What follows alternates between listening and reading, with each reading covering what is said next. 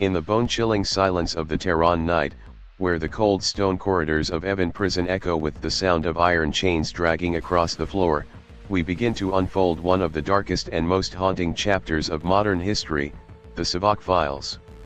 Imagine yourself standing in the middle of Tehran in the 1960s, a city brilliant under neon lights, where grand boulevards are filled with luxury cars and ladies dressed in sophisticated Paris fashion, but right behind that prosperity is a network of eyes that never sleep. What would you do if you knew that the friendly neighbor who greets you every day, the familiar barber, or even your closest soulmate was actually the eyes and ears of the government? In Iran under Shah Mohammad Reza Pahlavi, suspicion was not merely a feeling of anxiety, it was elevated into an ultimate survival instinct because just one careless word, a dissatisfied look, or a book lying in the wrong place was enough to make a human being evaporate from reality. Welcome to the world of SAVAK, Sazeman-e Ettela'at va Amniyat-e Keshvar, the secret service agency dubbed the eyes and ears of the king, but in the hearts of the people, it was the most brutal ghost in the Middle East, an entity existing to spread terror rather than protection. To understand why an organization could hold such terrible power of life and death, we must go back in time to 1953, the moment when Iran's hope for democracy was stifled in its cradle. At that time, Prime Minister Mohammad Mossadegh, a man of great nationalistic integrity, took a bold step, nationalizing the oil industry which was in the hands of the British. It was a slap in the face to the colonial empires.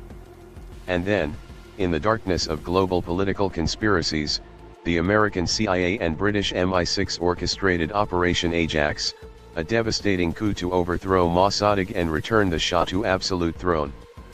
But the Shah did not return to sincere cheers, but to the roar of tanks and the simmering anger of the people. He understood that his throne was placed on a volcano about to erupt. To maintain power, he needed a sword that would never rust, and in 1957, SAVAK was born from the very ashes of that betrayal. Molded by the hands of intelligence masters from the CIA and later Israel's Mossad, SAVAK was not only equipped with the most modern eavesdropping devices of the time but was also trained in psychological interrogation techniques that could break any iron will. Imagine the structure of SAVAK as a giant octopus, with each tentacle poking deep into every corner of social life. Initially, its mission was to combat the expansion of communism in the context of the Cold War, but the line between national enemy and dissident soon blurred. SAVAK was divided into many departments, of which Department 3 was the most fearsome. The agency specialized in internal security. Here, the list of suspects included not only Soviet spies but also university professors, students, journalists, and even Islamic clerics who were day and night preaching about social justice in remote mosques. The power of SAVAK was a power without borders. They stood above the law, outside the control of civil courts, and were responsible to only one person, the king. The presence of SAVAK turned Tehran into a stage for tragedies of silent plays.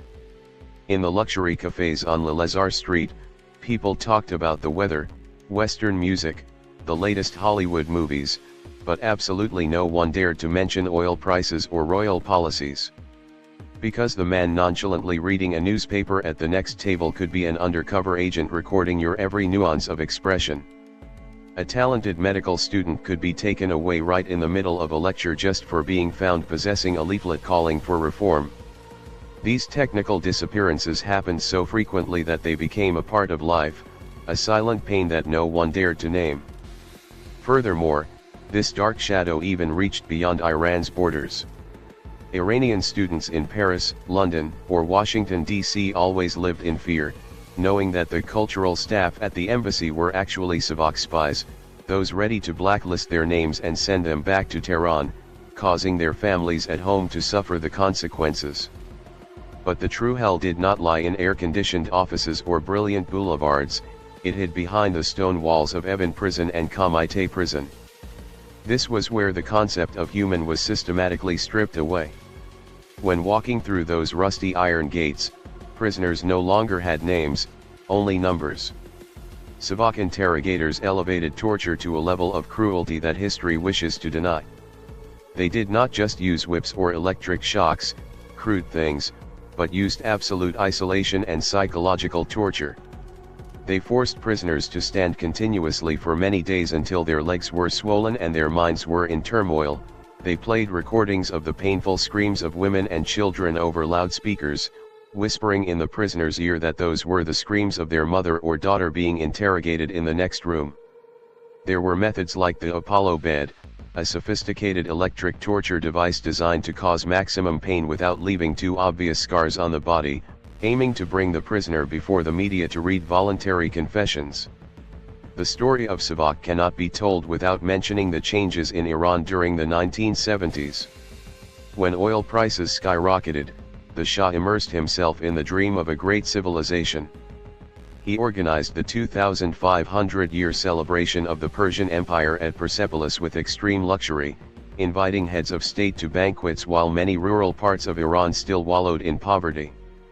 The distance between the royalty and the people increasingly widened, and to fill that gap, the Shah gave SAVAK full power to act to suppress all voices of criticism. But it was precisely this excessive brutality that became the fuel for destruction. Fear is a poison with a limit. When a father sees his child tortured to disability by SAVAK, the fear in him vanishes, replaced by a divine rage. Tailors, grocers, students, and clerics, classes that originally had nothing to do with each other, were now bound together by a common enemy, the ghost of SAVAK. When the Islamic Revolution broke out in 1979, it was not just a political coup, but an explosion of resentment accumulated over 22 years under the boots of the Secret Service. Huge crowds stormed into SAVAK headquarters, not to loot money, but to search for records, evidence for the disappearance of their relatives. Secret files were thrown out of windows, flying over the streets of Tehran like letters from hell, exposing crimes that had previously only been mentioned in whispers. Once famous SAVAK agents, who once thought they were gods, now trembled and hid in basements, dragged before the justice of the crowd by the very people they once tortured. Among thousands of dust-covered files, there were names that were never allowed to appear in the newspapers of that time, but were a constant obsession in the interrogation rooms. Listen to the story of Maryam, a 22-year-old female literature student with bright eyes and a soul full of verses of freedom. Maryam was not a politician, she was just a young person who believed that literature could heal the rifts of society. But in the eyes of SAVAK's Department 3, the poetry readings discussing the human pain of Maryam's group were the seeds of an ideological riot. One cold October night, when fog covered the mountains north of Tehran, Maryam's door was smashed by shiny black leather boots. There was no arrest warrant, no explanation. She was shoved into an unplated car, her head covered by a foul-smelling sack. The feeling of disorientation was the first psychological torture. In the darkness of the sack, Maryam could only hear the roar of the car engine and her heart beating continuously like a battle drum. When the sack was removed, Maryam found herself standing in a windowless room, with only a single incandescent light bulb hanging, emitting a yellow and hot light. In front of her were not brawny butchers, but a man dressed in a neat suit, with a polite demeanor, nonchalantly stirring a cup of tea. That was the signature style of SAVAK senior interrogators. They did not start with violence, they started with stripping away dignity through fake politeness. "Dear Maryam," the interrogator said, his voice terrifyingly warm. "Why would a beautiful girl like you waste your youth reading this toxic literature? Just tell us who gave you these books, and you will be home, immediately, and even have a scholarship in England." Maryam was silent. And that silence was the beginning of a long chain of days in hell. When the sweet enticements had no effect, the polite mask fell, revealing the face of the devil. Maryam was taken to the technical interrogation area. Here, she faced the Apollo bed. It was an iron frame to which the prisoner was tightly bound, electrodes attached to the most sensitive parts of the body. Every time Maryam did not answer, a high-voltage current would run through, causing her entire body to convulse violently, feeling as if every tendon, every fiber of flesh was being torn apart by thousands of red-hot needles. But SAVAK did not just want Maryam to be in pain, they wanted her to collapse mentally. They locked her in a solitary confinement cell less than 2 square meters, where high-pressure lights shone 24/24, making her lose the concept of time. She did not know what was day, what was night, what was real, what was a dream. Sometimes, they released into her room mentally ill inmates or those who only knew how to scream so she wouldn't have a single second of peace. That was exactly how SAVAK operated. They didn't kill you immediately, they gnawed at your soul until you were just an empty shell, ready to sign any confession just to be allowed to die. Parallel to Maryam's story was the fate of Reza, a young officer in the Royal Army. Reza had once been a devoted soldier, believing absolutely in the mission to protect the king. But the turning point occurred when his unit was ordered to support SAVAK in suppressing a strike by oil workers in Abadan. Standing behind the barrel of a gun, Reza saw unarmed civilians shot down mercilessly by SAVAK agents. He saw bewildered children beside the bodies of their fathers. That night, Reza decided to desert, taking with him some secret documents about the Secret Service's underground weapons transport. But he did not know that, from the moment he intended to leave, the octopus tentacles of SAVAK had already coiled around him. Reza was hunted through the roads from the Zagros Mountains to the labyrinthine alleys of the Central Bazaar. He was arrested while trying to contact the opposition forces. Unlike Maryam, Reza suffered more brutal physical punishments. He was hung upside down from the ceiling by an iron chain, beaten with electric cables on the soles of his feet until the flesh peeled off in large patches. The interrogators roared, "You swore loyalty to the king, why did you betray him?" Reza, in extreme pain, only replied with a faint but firm voice, "I am loyal to Iran, not to a killing machine." The resilience of people like Maryam and Reza was the fatal flaw in SAVAK's system. The Secret Service might have modern technology and training from great powers, but they could not calculate the power of faith and the indignation of human beings when pushed to the wall. The victims of Evin were no longer separate individuals, their pain had reconnected, creating a silent resistance network right inside the prison. They used codes to tap on the walls to comfort each other, they shared every piece of dry bread and kept the flame of hope from ever going out. By the time 1978 arrived, the atmosphere in Iran was as thick as a powder keg waiting for a match. The Shah, by then weakened by illness and isolation, began to realize that even SAVAK could not stop the tsunami that was coming.